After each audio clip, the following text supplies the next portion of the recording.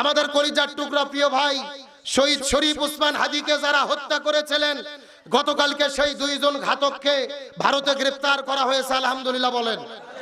আমরা সরকারের মাধ্যমে ভারতের কাছে দাবি করব এবং সরকারের প্রতি আহ্বান করব, যেই শরীফ ওসমান হাদির হত্যাকারীদের গ্রেফতার করা হলো, এদের শুধু গ্রেফতার নয়, বাংলাদেশে ফিরে এনে প্রকাশ্য দিবালোকে যেই রকম হাদি ভাইকে হত্যা করা হয়েছিল, একই রকম ভাবে কুতিবা আলাইকুমুল কিসাসের বিধান অনুযায়ী প্রকাশ্য দিবালোকে তাদেরকেও ফাঁসির দড়িতে ঝুলিয়ে হত্যা করতে হবে।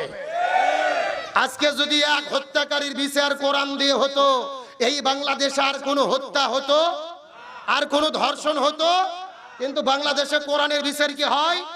এই জন্য বাংলাদেশে চোর হয়ে জেলের মধ্যে ঢোকে, আবার জেলখানার থেকে ডাকাত হয়ে বের হয়। কথা কোন না গা? এই জন্য সরকারকে বলি, ঘাতকদের ফাঁসির দড়িতে ঝুলান।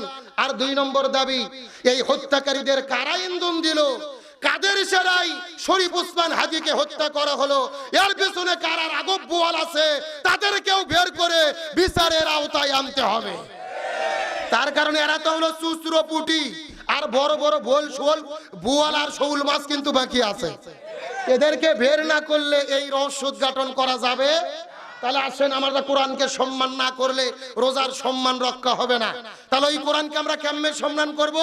হাদিসে রাসূল বলেছেন কোরআনের হক হলেন 4টি। জোর বলেন কয়টি? এই 4টি হক যদি কেউ আদায় করে, কোরআন তাদের সুপারিশ করে জান্নাতে নিয়ে যাবে। সুবহানাল্লাহ বলেন।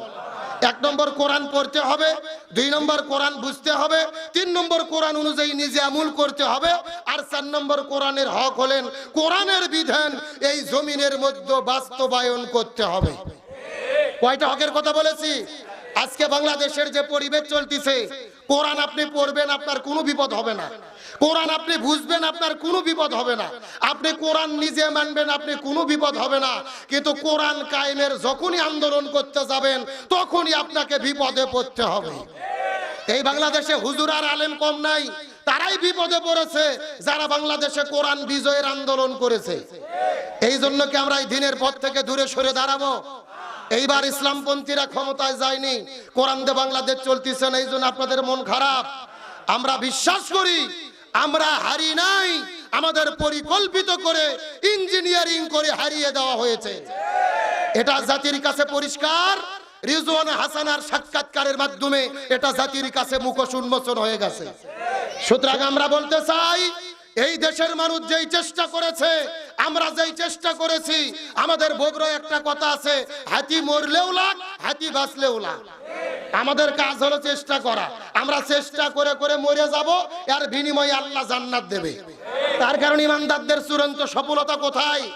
আখিরাতে জান্নাত পাওয়ার মাধ্যমে। এই জন্য বলবো, হতাশা নয়, টেনশন নয়, দিন কায়েমের আন্দোলন করে চেষ্টা করে করে আমরা কবরে চলে যাব, এর বিনিময়ে আল্লাহ আমাদের জান্নাত দেবে ইনশাআল্লাহ। তার কারণ নূহ নবী 950 বছর দিনের দাওয়াতি কাজ করে 82 জন মুসলমান হয়েছিল। নূহ নবী কি ব্যর্থ হয়েছে? না, ব্যর্থ বলা যাবে না। আমাদের কাজ হলো চেষ্টা করা। আমরা হলাম এই জমিনে দিন কায়েমের কিষেন বোঝেন না? শ্রমিক ভালো করে বোঝেন। আমরা সবাই মিলে যদি 2 বিঘা জমি ধান লাগানো চুকে নেই 10,000 টাকা দিয়ে, কয় হাজার?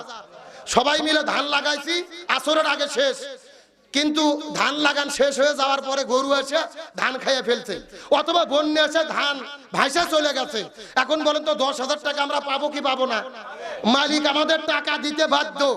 আমাদের কাজ ছিল ধান লাগানো, ওখানে ধান হলো কিনা, না গরু খেলো না ভাইসা গেল, ওটা দেখার দায়িত্ব গারস্থর। একই রকম আমাদের দায়িত্ব এই বাংলাদেশে কোরআন বিজয়ের জন্য চেষ্টা করা।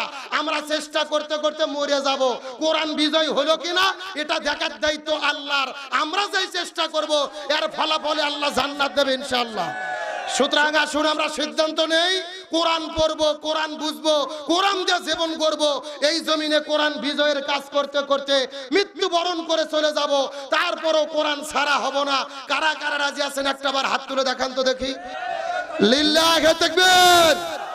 আল্লাহ তাআলা আমাদের সকলকে আমৃত্যু কোরআন বিজয়ের পক্ষে কাজ করার তৌফিক দান করুক, বলেন আমিন। এখন আমাদের মধ্যে কথা নিয়ে আসছেন আজকের প্রোগ্রামের সম্মানিত প্রধান অতিথি, প্রধান বক্তা, প্রধান আলোচক, বাংলাদেশের মাটি ও মানুষের প্রিয় বক্তা, আমাদের বগুড়ায় আমরা যত বক্তা রয়েছি, আমাদের সবার মুরব্বী, আমরা সবাই যাকে চাচা বলে বাপজান বলে ডাকি, আমাদের সকলের মাথার তাজ আমাদের মুরব্বী আলহাজ মুফতি মাওলানা বজলুর রশিদ মিয়া। আমি চাচা জানকে আজকের এই প্রোগ্রামের সমাপনী কথা এবং আখিরি মোনাজাত পরিচালনা করা পর্যন্ত এই প্রোগ্রামে তার কথা বলার জন্য আহ্বান করছি। এখন কথা বলছেন আলহাজ মুফতি মাওলানা বজলুর রশিদ মিয়া। রাসূল করিম সাল্লাল্লাহু আলাইহি ওয়াসাল্লাম হাদিস শরীফের মধ্যে বলেন, মান সামা রমাদান ঈমানান ওয়া ইহতিসাবান গুফিরা লাহু মা তাকাদ্দাম মিন যানবি। ঈমান এবং ইহতিসাবের সঙ্গে যারা রমজান মাসে রোজা রাখতে পারবেন, আল্লাহ তাআলা তাদের অতীত জীবনের সমস্ত সগীরা গুনাহগুলোকে maaf করে দেবেন। বলেন সুবহানাল্লাহ। আর একটু জোরে বলি সুবহানাল্লাহ। তাহলে আমরা জীবনের গুনাহ যদি maaf পেতে চাই, শর্ত হলো দুইটা। কয়টা? এক নম্বর, রোজা রাখা লাগবে ঈমানের সাথে। দুই নম্বরে রোজা রাখা লাগবে ইহতিসাবের সাথে। ইহতিসাব বলতে আমরা কি বুঝি? একেবারে আপনাদের বগুড়া নন্দীগ্রামের ভাষায় হিসেব করে রোজা রাখা। কি করে রোজা রাখা?